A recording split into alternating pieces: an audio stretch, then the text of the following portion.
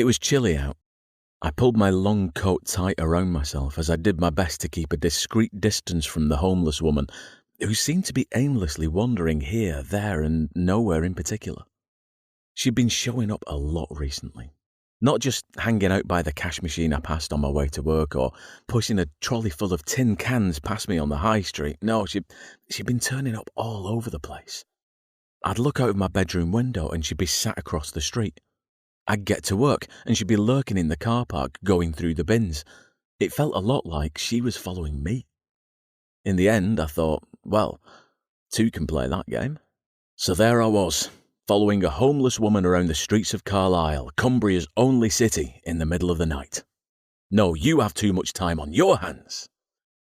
I'm sure most would have brushed the woman's arrival as coincidence, but when you have my kind of strange and stunted history, you tend to see the weird shining out from the ordinary and coincidental.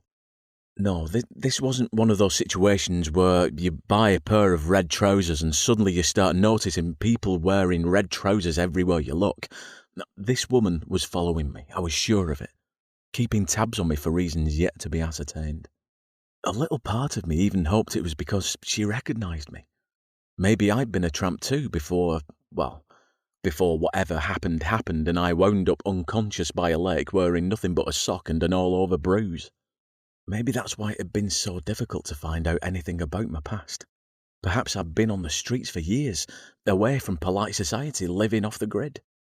The tramp stopped and turned, so I ducked into the doorway of a betting shop that stank sharply of piss. For a moment, it looked like she was going to walk back the way she came and discover me lurking in my not-too-discreet, urine-scented hidey-hole, but then her head twitched to the left and she darted off down an alleyway. I counted to 5, then sprinted after her, coattails flapping, heart pounding, grinning a lot more than I should have been.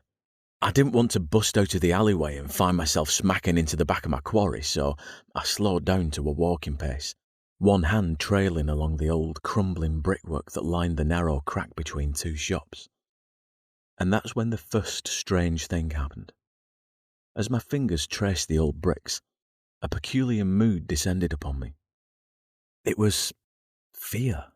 No, not just fear.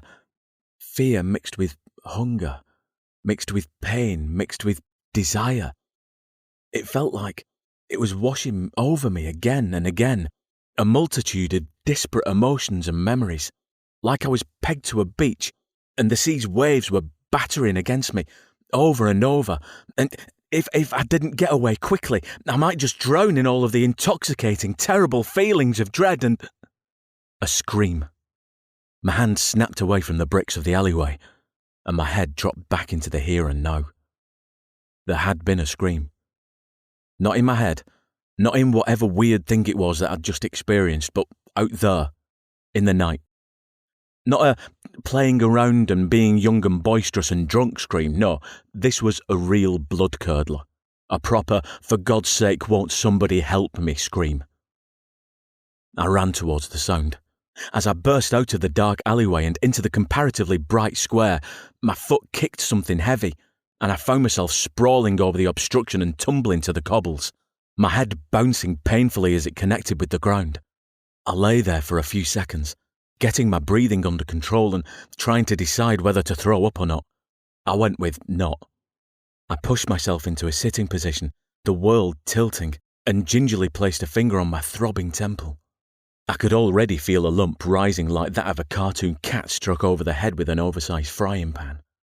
Feeling stupid for not looking where I was going, I peered behind me to see what I'd managed to trip over.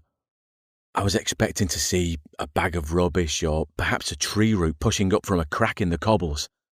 What I was not expecting to see was the body of a woman with her throat torn out.